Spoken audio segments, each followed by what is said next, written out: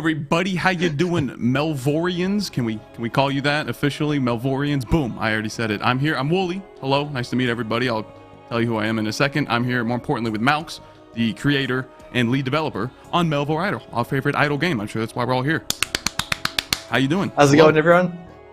Thanks so much for having us and coming on stream, Wooly. This is going to be great. Can't wait to talk about Melvor Idle and Atlas of Discovery. Which is the up-and-coming expansion. It's kind of a, if you weren't paying attention to the Steam page or on the Reddit or on Discord or whatnot, yeah, Melvor's having another expansion, kind of snuck in out of the blue here. So yeah, we're here talking about that. We'll get to that in just 1 second. You can type a few commands if you'd like. I think AOD, Atlas of Discovery, AOD, just type that, ! AOD. If you want to see initial details, go to the Steam page, all that stuff. You can get a brief rundown if you can't wait for us to get to the questions. But we're going to start here with a more general, I guess, Q&A, an interview, if you will. Talking about the origins of Melvor, how it started. I'm sure there's a lot to talk about here, so let's just jump into it, actually. How did Melvor start? Are you a game designer by trade? Did you pick this up at some point? You're like, I want to make a fun game. How did that come about? Yeah, so Melvor Idle was interesting because it was actually my, I guess, gateway into learning how to code a game. It was probably about 4 years ago, coming up to September, 4 years ago, I made the choice that I wanted to learn how to create a video game. And I was an avid fan of idle games back then, so I thought, oh, you know what, I'm going to create an idle game. At the same time, learn how to code. So I got the idea and inspiration from RuneScape, because at the time, I was definitely into RuneScape. It's crazy. Yeah. Like back in like 2006, back in primary school, you know, I was playing RuneScape and I was like absolutely loving it, but yeah. I got to the point in life where getting a full-time job and having like all these adult responsibilities, I was like, I just don't have enough time to play RuneScape anymore. Imagine if I could play RuneScape without having to actually play it. So that's where the idea of creating a video game came from. That's how Melvor Idle spawned about 4 years ago, and that's how I actually learned to code. Yeah, and that's exactly what it is. It instills the essence of RuneScape. I'm sure we are preaching to the choir here with the people on the stream right now, but it has the essence of RuneScape, but without the monotony. Basically, you can do anything else you want. You know, it's an idle game. Literally, put it on your second, third monitor. Who cares? Turn your computer off. It's still going. You know, so it sounds about right. So you basically just wanted to play more RuneScape, but without having to actually sit there and click. You know what's a big thing about RuneScape? Because I played a lot of and this is a tangent, I'm sorry, but the ping, or it's not the ping, it's the tick rate of the servers. Once you play like an actual action game and then you go back to RuneScape, it's so frustrating when you click on the tile and it takes like, what's the ping? It's like 600 milliseconds, 800 or something minimum. It's crazy. So idle games don't have that problem. You basically click once, go get a coffee, come back, and your action's been done. Yeah, pretty much. So were there any direct, aside from RuneScape, obviously that was sarcastic, are there any other influences on Melvor in terms of the idle gaming space? Because I played a lot of idle games, and I think I found this game from the Incremental Games subreddit. I'm sure you were posting on there at some point to advertise the game. But this idle game stands out. For good or for bad, depending on who you ask that plays idle/incremental games, because of the progression. It's not the stereotypical idle game where it's just big number get bigger. You know, you get to like the scientific notation e to the 428th power. It's like, what am I even doing at that point? So this game clearly does not follow that formula. It's basically it's an RPG at its core. So were you influenced by only RuneScape, or were there other, like you saw idle games as well? You're like, I don't really want to go down that path. I'll do it this way instead. Yeah, so I was playing quite a few older games back then. I think the first game that got me into older games, which is probably the same for a lot of people, was Cookie Clicker, of course. And that was a very simple game back then. You know, you had one goal: just get as many cookies as you can, get as fast as you can, get that number as big as you can. I was playing games like NG Idle back then. I even dipped my toes into like Adventure Capitalist as well, just to see what was going on. And like all these, they kind of share similarities, but they're all different in their own aspect, and they're all quite unique. But one thing that they kind of shared in common was that just the goal of just getting this number as big as possible. And there's kind of like no end to the game as well. It's like, get as big, get the biggest number you can, keep going, get faster and faster. For me personally, I prefer games where they kind of have a finish and also kind of have a very clear progression in terms of like choose your own adventure type thing where there's no one clear set goal, no one clear set path. So the idea of combining RuneScape as inspiration of something I really enjoyed into an idle game where the numbers aren't necessarily big and there is actually a finish to the idle game, it's actually something that really sparked my inspiration to start creating it. and that's kind of how the idea spawned and how the inspiration came about to actually create Melvor Idle as it is today. That's kind of ironic in a way, at least for me, because I've played so many types, and this is literally the only idle game that I still boot up every day. I make sure I don't miss my 24-hour offline window. Or it used to be 12, so I was checking, or 18. It was 18. I used to check it all the time, make sure I wasn't wasting any efficiency. And I have maxed, I've comped, I've done everything, and I'm still playing the game every single day because it's so fun to just, oh, now I want to farm money. Oh, now I want to farm Slayer coins, and now I want to go cut trees and get bird nests. Like, it doesn't matter. It's just fun to just do something in the background, just leave it. I don't know, it's mostly because it's an RPG, right? It's, you have your character, you're telling your story with your character, even though it's, you know, a bit different when you don't see your guy moving around, but it still hits the same way for me, which is a very cool part of Melvor Idle, and I'm sure a lot of people in the chat feel the same way. That's quite funny as well, because you talk about how you're still loading up every day. You're a veteran player. You know, I've created the game to, you know, have a finish line. You know, you've beaten the game. Like, you know, you can play something else if you want because you have finished it. But you know, in your, like, you know, idle game players, I should have realized this, that they won't stop. They'll keep going. You know, and if you give us something to do, I think. Levels.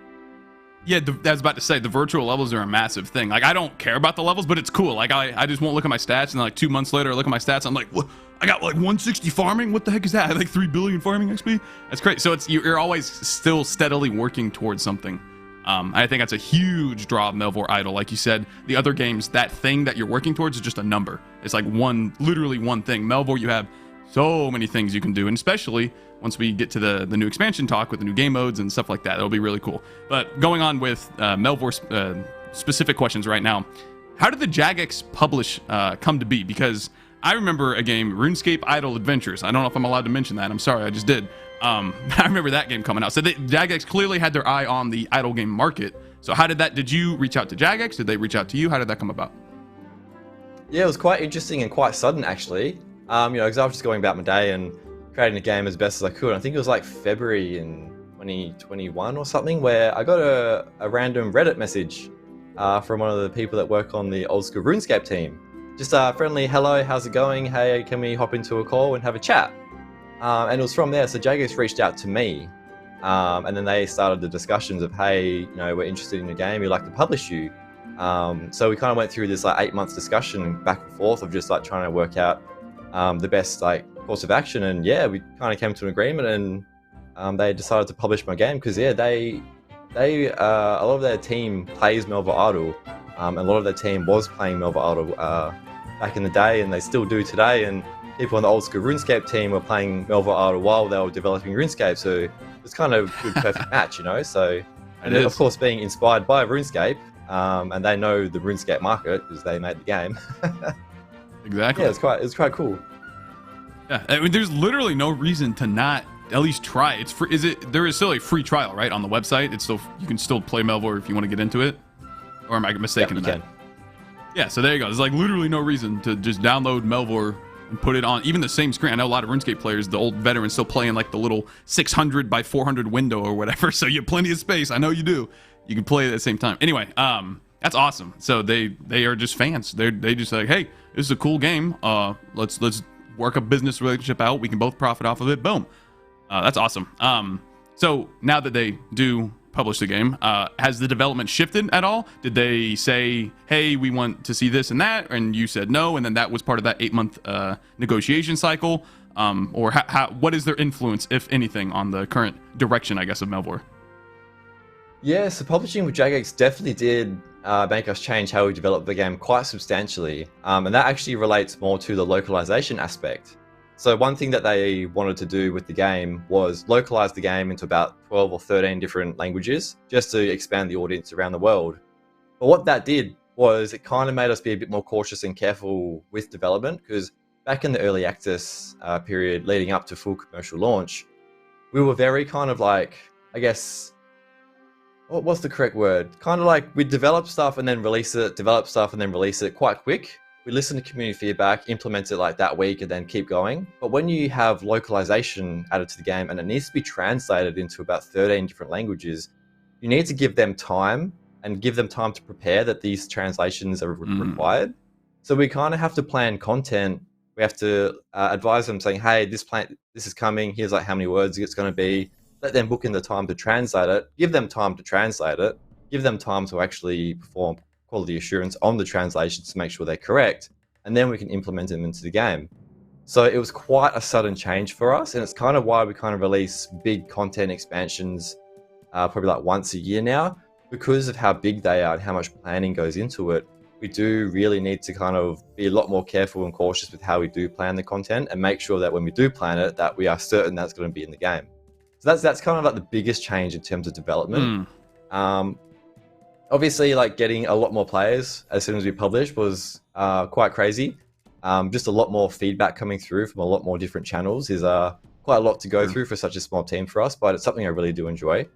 So yeah, those are probably like the two major differences to how we kind of, I guess, adjusted our development process with Jagex. Just a lot more planning, a lot more cautiousness, and just a lot more kind of teams working on different aspects of the game to make sure that the release goes as planned.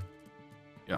And to piggyback off of that, when did you, so after the Jagex published, was that when you really noticed the community started to grow, or was it well before that? Because it's kind of isolated. It's an idle game, right? It's kind of isolated unless you go on the other avenues like Reddit and Discord and whatnot. So when did you, as the developer with all the stats behind the scenes, when did you really notice the community was growing? So we've had quite a few instances where the community has grown substantially, like overnight, basically. I think the first, I guess, thing that happened was, I think in 2020 sometime, a streamer named Destiny just decided to suddenly play Melvor Idle every single day on stream to his audience for about an entire month, I think. And that the first day he streamed, our player count doubled straight away, like without fail. So our player count doubled, and we retained those players, and it kept going, right? So that was our first jump, and the first like, whoa, like our game is starting to get noticed here. It's still just a browser game at that stage. And then there was the mobile releases as well, releasing on Android and then iOS. Each time we did that, we did see an uptick in players as well. There was also our Steam release. And I think our Steam release was probably the biggest jump in player base, just to the kind of audience that we could kind of advertise to just by releasing on Steam. And if you don't mind sharing numbers, what is the split right now between Steam player base, Android, Apple, and browser? Does anyone exclusively play browser? I don't know how to track that. I do, actually. So I think from the last time I checked, I believe about 55% of our player base are mobile players, and the 45% are desktop. And I think of that 45% on desktop, I'm pretty sure about 40% of them are on Steam. Not many people actually play on the web. However, the funny thing about the web is that when you kind of look at the stats, you can see that the web players drop off on the weekends, and as soon as Monday comes around, it spikes back up. Because that's most likely because people are going to work. Going to work, they can't load Steam on their work computer, so they just load up the browser version. That's funny. But like, because we had quite, I think probably a year ago, it was about 70-30 split in favor of mobile, but it's slowly coming back to desktop in terms of player base. That's a smaller discrepancy than I would have thought. I would have thought mobile would have been massive. You know, I guess idle games are a bit different on mobile. I haven't looked into this at all, but I have to imagine you have to do it a certain way to really attract the mobile players. If I had to guess, I don't know. You probably have a lot more insight on that, obviously. Yeah, I mean, mobile's pretty hard. So kind of give you an insight, like, you know, Steam has Steam sales, and those, in terms of like getting more players, is substantial. Like every time Steam runs a sale, they run sales on purpose because it's like really good for developers. So every time we put the game on sale, we get more players. But looking at like Apple and Android, they don't really have sales or anything like that. It's all up to the developer and publisher of the game to get that in front of people on mobile, and they don't have that many avenues to get that in front of new players. Steam is fantastic at getting indie developers in front of a larger audience, which is kind of why that discrepancy exists. Absolutely. Yeah. So I guess we'll go forward here and talk about the big expansion that already happened, Throne of the Herald. Because 1.0 was when Jagex started publishing, correct? That was the first major update. So Throne of the Herald was the update right after that, or the big update after that. It was probably like bug fixes and whatnot.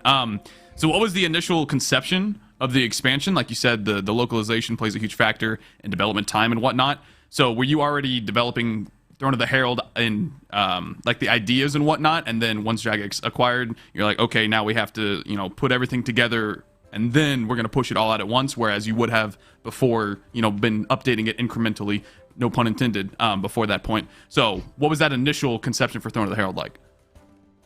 So Throne of the Herald was actually planned basically when we started Melvor.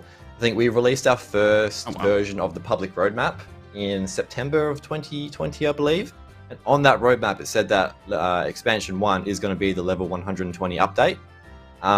When we released the first, I guess, story update in early access back in May 2020, which introduced the 4 gods of Melvor, the Herald and Bane were already planned as well. We already knew they were coming. We already knew when they were coming.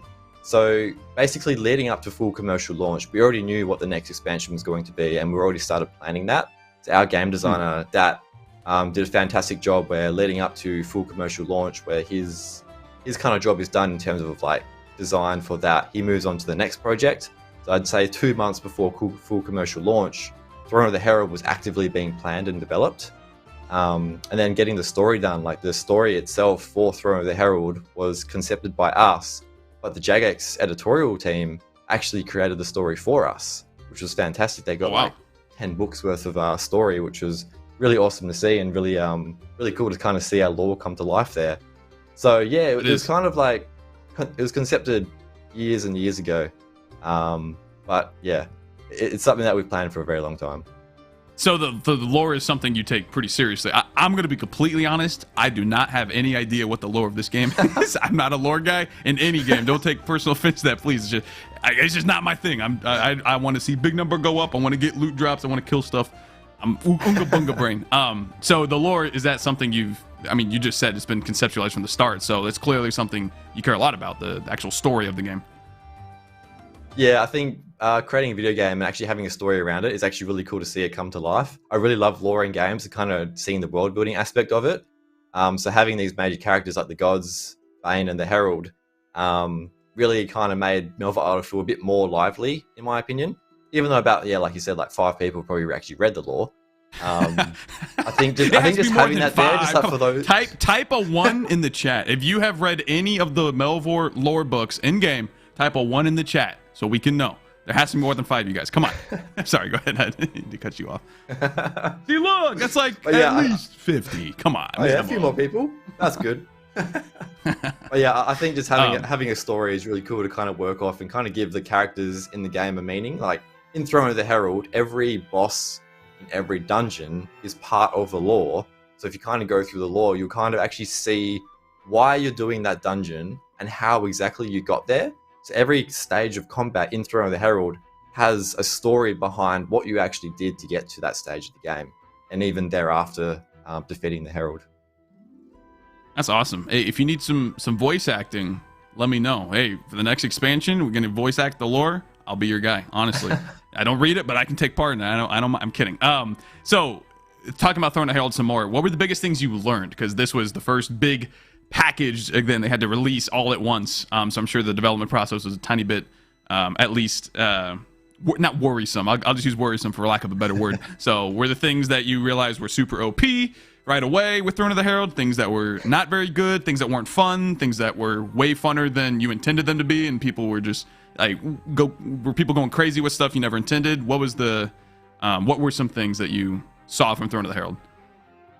Yeah, so from Throne of the Herald, it was pretty crazy because, we did package Township with Throne of the Herald as a free content update, and I guess we kind of all know what happened there with requiring the rework of that. And I think that alone was a major learning period for us, where kind of like reading all the community reactions and kind of feedback on that, and kind of it really made us be a lot more cautious with how we planned the next kind of contact, and really taking into account like how fun is it, how idle is it, like what does the player get out of it, are they actually going to enjoy it?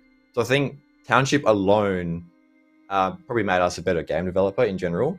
The content itself for Throne of the Herald, like there's a lot of balancing that needed to go into it. There's a lot of broken GP methods that people are still using today in Throne of the Herald. What are you talking about? I have no idea what you're talking about. It's getting nerfed. Abuse it now. If you don't know what it is, just abuse it now. It's Valoran Watchers. Go farm them, please. It gives you free money. They're gonna get nerfed. It's gonna get nerfed, guys. Okay, it's gonna get nerfed. Period.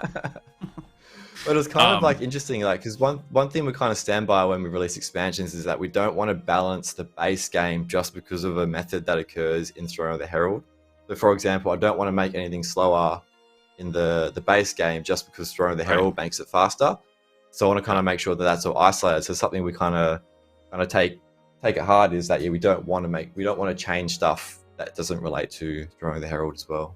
Yeah, and you've done a really good job of that. Like you said, the township rework. Honestly, I can't feel the impacts of it because I was already maxed by the time the rework came around. So it was just like, I had everything already. What I'm trying to say is I didn't get to experience what it was actually like to do it. I wasn't one of the guys. You gave the option to reset, which is actually really cool. So if you were one of those people that were like, oh, what the heck? Now I want to experience it again. You gave the option for them to correct. I think I'm correct in saying that. Yeah, cool. That was a really cool part. And then, what was the other one? Township. And then astrology. That was a really cool thing as well, because you reworked astrology with the expansion, if I remember correctly. And again, I don't really know if it's I don't know what the progression is like now. But it was a really cool thing. You refunded everyone the Stardust, and then if I remember, it wasn't enough, and then you refunded them more, right? Is that what happened? Yep. We provided 2 refunds. Yeah, but that's just really cool. Like a lot of developers. Maybe they would do that stuff eventually. Maybe it would take a lot longer. This stuff was like right off the rip, so to speak. So that was really appreciated that one for sure. So should we jump into a little bit of the upcoming expansion, and then we can get to some Q&A after that, or is there anything else you want to cover in regards to the general development of Melvor before that? No, let's go straight to the expansion. Okay, so Atlas of Discovery. There's the Steam page. I should probably pull it up here, but there are 2 main new skills, tons of new items, new monsters, dungeons, etc. When did all of this planning, was it basically because Throne of the Herald, this kind of threw me for a wrench here. If that happened at the initial conception of Melvor, pretty much, when did this start? When did the planning for this expansion start? So the idea for this expansion came way before Throne of the Herald. One thing we do when we kind of plan new skills for the game is we kind of go through a list of everything we kind of want to add, and we kind of conceptualize what certain skills would kind of look like. And we did this for Throne of the Herald. So to kind of see if we are going to be adding new skills, like what are we going to be adding? So the idea for cartography and astrology came way before Throne of the Herald, and planning for it began about 2 months before Throne of the Herald actually launched. So it's been around for a while. It's been something we've been wanting to do. I think the idea behind... So we originally had 3 skills planned for Atlas of Discovery, but one of the third skills was kind of too small in retrospect, so we kind of tucked that into cartography itself. And that's kind of how it conceptualized. We had the ideas. We thought this would be fantastic. Cartography, including a brand new map of Melvor itself that people can explore. I don't know if you remember, but we actually had a map of Melvor way back in early access. I think it was like version 0.1 or something, where we kind of made the combat area or combat sections actually like a draggable map. But we removed that like 2 updates later because it just didn't really work out. But that's coming back, is what you're saying. Now that's coming back with the world map. Yeah. It's coming back in cartography, but yeah, having it like custom created and all that is fantastic. Yeah, and will there be an eventual update that does add all of the zones into one map? Is that a plan that you can talk about or no? Not too sure yet. Roger. That makes sense. So what is your, I don't want to jump the gun here, because we still have another section to talk about, but what is your favorite feature currently, if you had to talk about AOD and not spoil too many things here? What is your current favorite feature? So including Atlas of Discovery? Correct, yeah. Yeah, it's definitely cartography. I mentioned in the Steam post that it's our most technically ambitious skill to date. And just the fact that it is this massive world map covered by a hex grid that you can travel around and actually see, I guess, actual locations in Melvor and actually see the locations you're unlocking is really cool. It kind of just gives, like I was talking about before, like the lore in Melvor and how like it creates that world building. But now you can actually physically see what the world of Melvor looks like and kind of where everything is placed and how everything kind of works in line with it. And you even have like your standard combat zones that you can find in the map of Melvor, just as like little Easter eggs. I think that kind of feature in the game. Yeah. Can you give us a brief overview of when we get this expansion, when we boot it up and we go in, what is it going to like? What is the process of cartography? Are we going to click a node on the map and then branches out? I know all of this is already, written down on the, the Steam page of the Q&A, but if you can give us a quick overview for maybe the people that haven't read that yet. Sure. So the first thing you're going to see when you go into the expansion and click on cartography is a blank gray map, or blank gray, I guess, view where it's covered in a hex grid, and all the hexes are going to be covering the map. So you're not going to be able to see the map. You can click and drag around and stuff, but all you have is one single little hex on the map itself that you start on. And what you have to do is you have to survey every single hex on the map to kind of gradually, I guess, expose it and unlock it. So as you're training cartography, you're going to see the big map underneath slowly kind of unveiling before your eyes. And as you travel on these hexes, you can find actual locations and get actual rewards. So what it kind of means is that it's not an active skill either. So it isn't active skill per se, but in terms of like an idle game, it's not really active. So you can kind of unveil the map, click once, start training, and then slowly just leave it and it will slowly unveil. Oh, it will automatically. Okay, I was under the impression that you still have to click each node around it. So you click one to start and then it'll just keep going from that area. It'll like smart path or whatever, the most efficient route or... That was really important for us to make sure that some people could idle the skill. So if you really want to, you can click twice in the entire skill and just wait, and the whole map will be uncovered eventually. If you really want to. How long would that take? Do you have any numbers on that? A month, 2 months? Well, I guess because unless you get like the shop bonuses and stuff and speed upgrades, you probably take you maybe, 14 days if you just kind of left it without doing anything to uncover. There you go. Obviously a lot shorter if you do get all the bonuses and stuff, but... Right, and I'm assuming XP gear will affect... Sorry. We have a bit of a delay here, chat, by the way. I'm in the USA, he's in Australia, so there's a bit of a lag between here. If we're, I don't mean to cut you off, obviously, but will XP gear affect the skill? Obviously, yeah, I think it will. Yeah. There's a few different types of mechanics in cartography. One of them is the survey XP that you get, which is like an XP tied to hexes itself. So when you survey a hex, that hex itself has like an XP bar that you fill up to maximum level. And once you reach maximum level on that hex, it disappears and uncovers what's underneath and you discover it. And of course, you have the general cartography skill XP, which is level up to 99 and 120. Cool. I'm very excited to see how these things... I would love to ask you more questions on it, but there's a second stream. If you guys did not know this, there will be a second stream that will do a deep dive into the expansion. So I'm going to kind of leave it at that, unless there's anything else you wanted to cover on in particular with the expansion.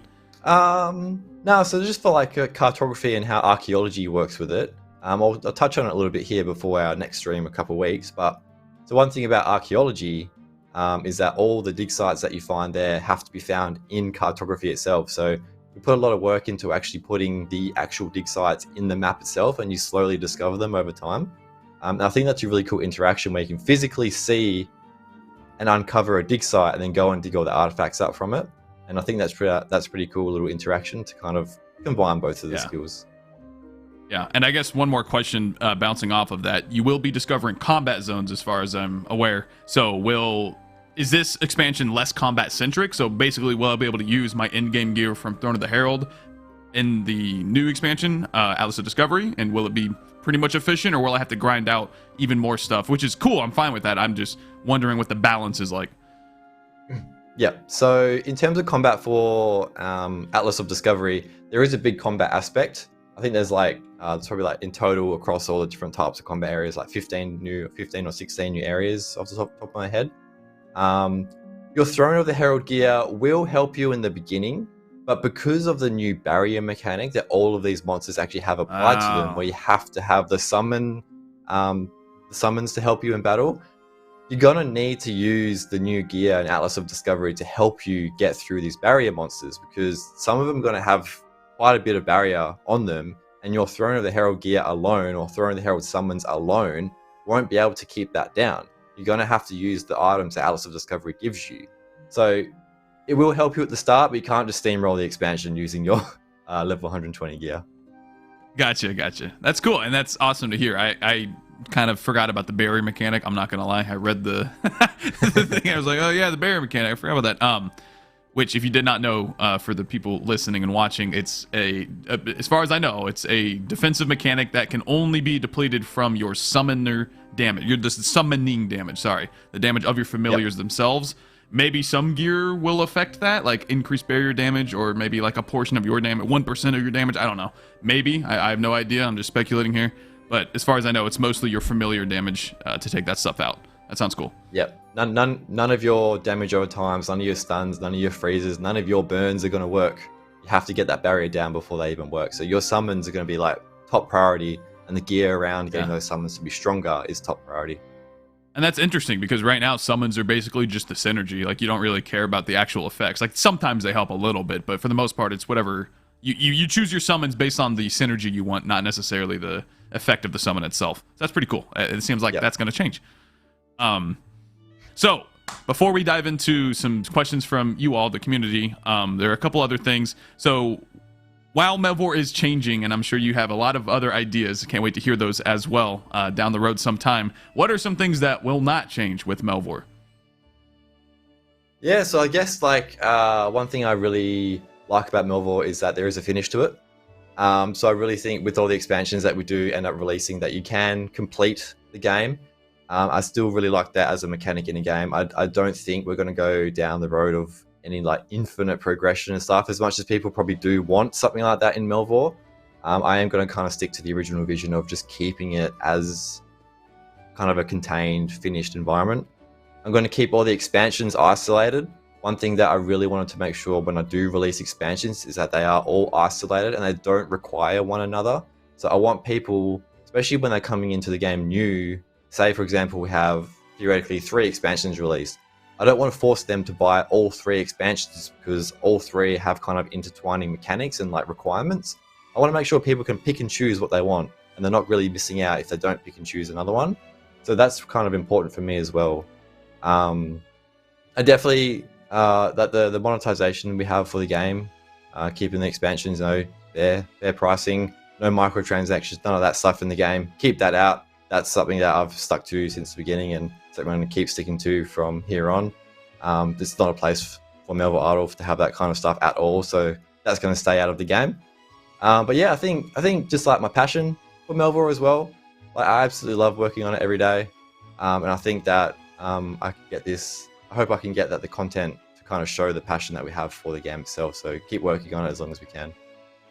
Yeah, to go back to other Idle games for a split second, it is a very clear difference with the Melvor content versus some other Idle games. I'm not going to name any names, obviously, but you can definitely tell that you guys, that the team at Melvor, I don't know how many people exactly are working on it, but you guys are really into making content for the game, and I would much rather have, like you said, about a year or a lot of months between content updates, major content updates, and have to pay for them on top of that, but knowing that it's going to be something worth my money and worth my time, more importantly. I think that's something that is really lacking in modern gaming, ladies and gentlemen. So it's a breath of fresh air for sure. Okay, cool. So let's get to a few questions. We had the lovely community manager Straw Hat went through some of the social media platforms. So the first question is from Wix with a capital W at the end, and Pupper Dave on Reddit. So if they're all meant to be isolated expansions that work independently, how will the story be built up in the base game and Throne of the Herald? How will that reach a conclusion? Like, who is the Herald heralding, for example? So in terms of like the lore and story, so expansions, every expansion isn't going to have lore, and every expansion isn't going to try and branch off of it. So for example, Atlas of Discovery doesn't actually have any lore or continuation of the story. For like Throne of the Herald, that was kind of like where we kind of left it for now in terms of like building on the story. Because like you mentioned, if all the expansions are isolated, and Throne of the Herald has major lore inside it, we kind of can't really continue that unless you obviously purchase Throne of the Herald. But So we kind of left it there as Throne of the Herald just for the future. We do have ideas of what we want to do with the lore leading thereafter, but at this stage, the expansions are probably not going to be like very lore heavy, or if they do have lore, it will kind of branch off prior to the events of Throne of the Herald. Gotcha. Cool. Next question from Hood Elf on Reddit. I apologize if I'm butchering any names here. I apologize. Will we get new Steam achievements for the various expansion content at some point? I do want to get Steam achievements in. I will say, unfortunately, we don't have Steam achievements coming for Atlas of Discovery either. They're quite hard to implement for us in terms of like getting them planned and implemented and translated as well. So I do want them in the game. I do plan to get them in the game eventually, but just at this stage, we won't be adding them for now. Gotcha. From Dot on Discord, will the Throne of the Herald zones be in the world map? I think you kind of already answered this. So, no, but yes. So on the world map, you'll be able to find the beginning of the Throne of the Herald area, but in terms of including it on the map itself, you won't be able to explore those zones. Gotcha. But the start is there. You can see it. Cool. That's pretty cool. From Icing on Discord, Golben raid win. Also, Golben, it was just a typo, I'm guessing, and then you just kept it in the game because it was funny. Who said it was a typo? I don't know. I guess not. They've always been Golbens to me. That's true. Okay, but when I was kind of confused by this question because when you open the game, you can clearly see Golben raid. I guess he's asking about the release, the official release, because it's still in testing, I believe. Yeah, he's asking about that the full Golben release. raid has been in early access longer than Melvor has been out, I think. Yeah, it has definitely been been left in the dark. It was kind of implemented as just like a little fun I guess, mechanic just to kind of see how people enjoyed, I guess, the infinite dungeon progression thing. And we have just kind of, in terms of planning for expansions and stuff, it has kind of been pushed to the side to like finished off. You can see there's like one more stage of development for it, still sitting in public beta 4 years after release or whatever. Yeah, we do want to finish it off, of course. At some point, you're hearing the man himself. At some point, maybe, potentially. No, I mean, it's fun, but it's really just a way for people that haven't reached the end game to acquire some of the ridiculous gear, and there's also custom stuff in the Goblin raid that you can acquire. But it's mainly just a way to see like the power that your character can eventually reach in some capacity. That's always what I kind of saw it as, because it does like it's kind of like you said, it's just infinite progression for the sake of progression, and that's really never fun in the long term. So I can understand why it's on the back burner. You maybe gonna development a little more in the conceptual phase to really make it something meaty. We'll see in the future. I'm looking forward to that for sure. Also from Icing, will there be a new god to worship with the new expansion? No, there will not be. This expansion doesn't introduce any new major characters, so there won't be a new god to worship in this one. There you go. On Discord, just Discord in general, Gold Sync. Is there going to be an actual Gold Sync at some point? I might know some people that have a little bit of money in Melvor and would like a way to spend it. So is there going to be something in the future? Is that planned? Yeah. So Cartography was developed in a way where it was kind of designed to get rid of some of that gold. I will say, though, that just the amount of gold that some people have, there will be nothing in the game that will actually be able to get rid of that. That's just a lot of gold, and we'll balance the game to like make sure you can't really get that amount of gold anymore. But Cartography is a bit of a gold sink in terms of like traveling around the map does cost GP. There's a few mechanics where you'd be, I guess, required, or not required, but if you want to travel, you should travel to kind of get a different bonus. So that's kind of like one way to get rid of gold. It's pretty hard at the moment to really, I guess, extract gold from players just because of the sheer amount of gold that they have. And we don't really have any plans to implement anything that just costs billions and billions of GP. It's not that much. Come on. I totally didn't buy 420.69 bank slots, and it didn't even make a dent. Like, come on, just for the meme, bro. Yeah, there are. In terms of the new currency question, there are plans to kind of, I guess, expand into some new currencies, but at this stage, it's still conceptual. Gotcha. So maybe. The answer is maybe. We have a couple other questions from the chat. I'm trying to find them. I am looking on the the document. I do a few questions on my own, so I guess in the meantime, before we get to the other two, oh, here we go. Did extending the offline combat make a difference in terms of mobile play? I don't. You can probably answer that.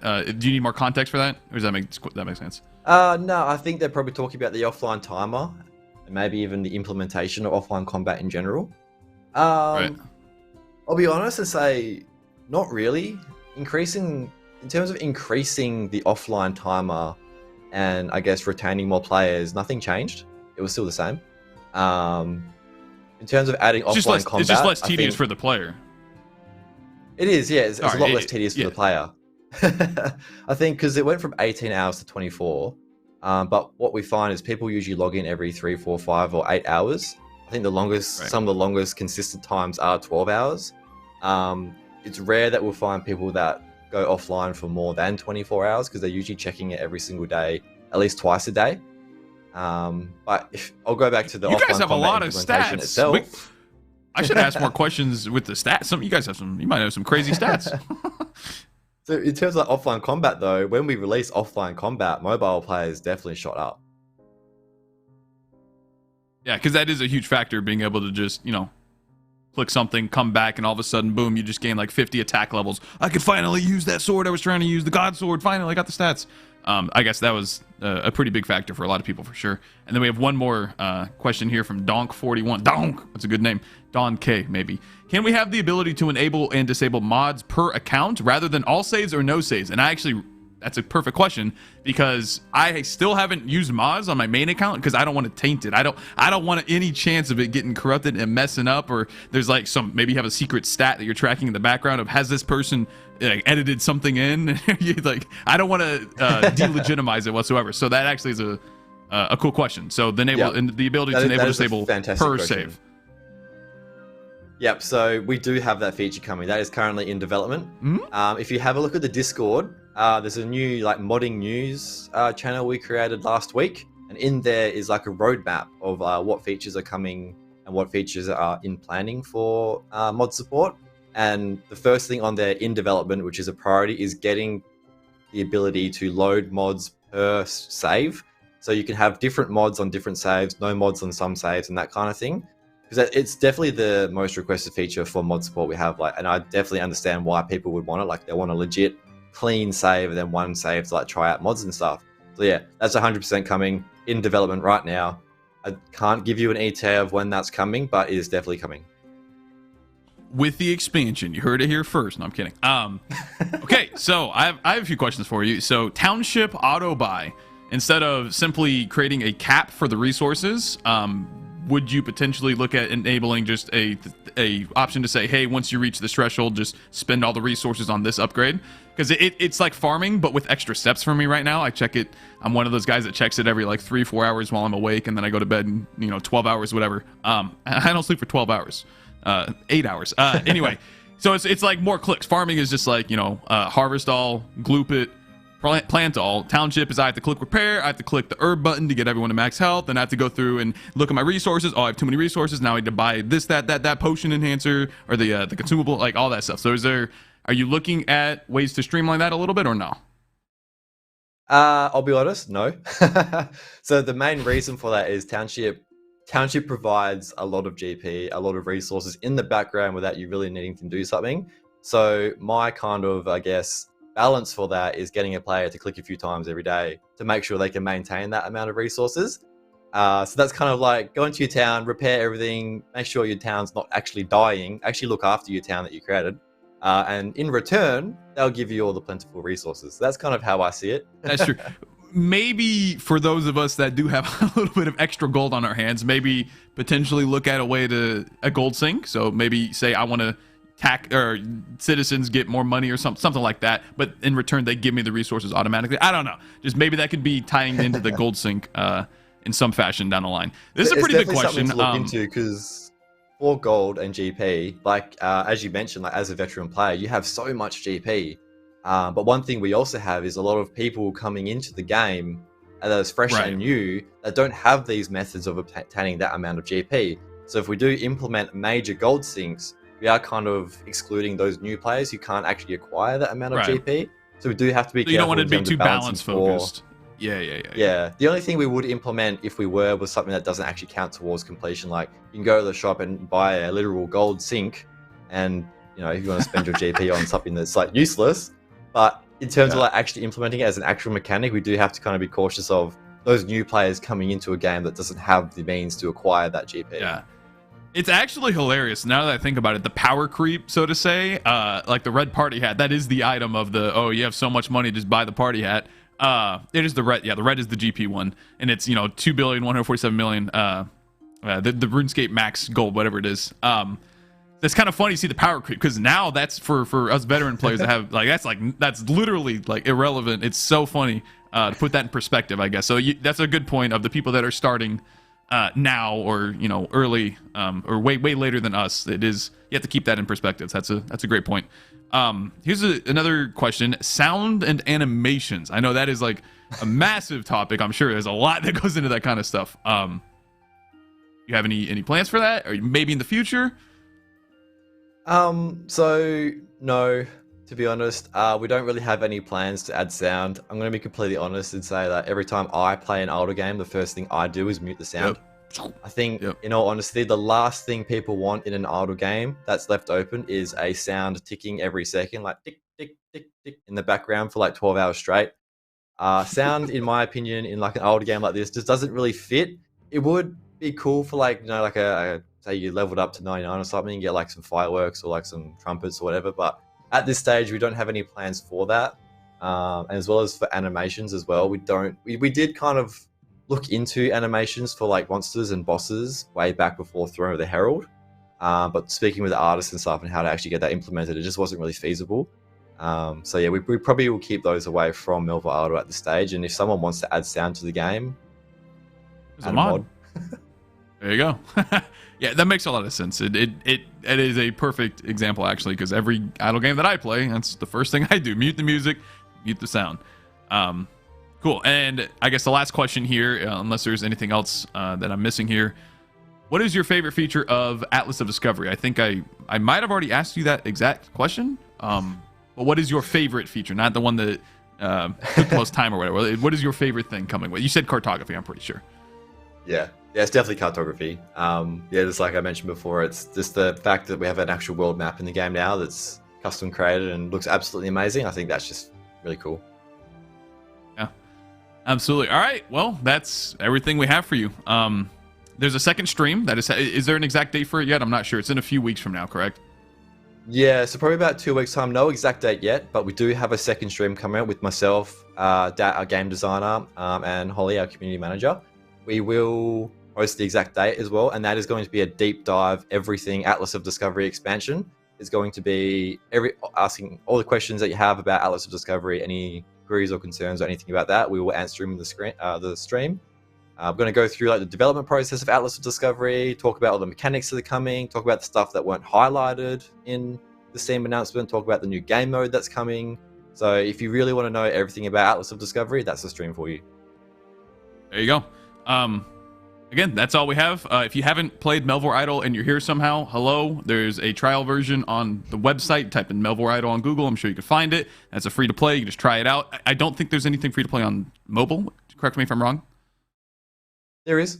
Yeah, so mobile app is free to play. I'm sorry. You can try the game. I'm a terrible salesman. I'm sorry. You could free to play anywhere. Just try the game out. It's idle RuneScape, guys. That's the best way to describe it. I don't know if there's any copyright issues there, but that's literally the game. It's just RuneScape, but even more idle than actual RuneScape is. But thank you very much for taking the time, Malcs. Thank you for inviting me on. Very fun to talk to. I've been playing this game for a very, very long time, literally since the alpha.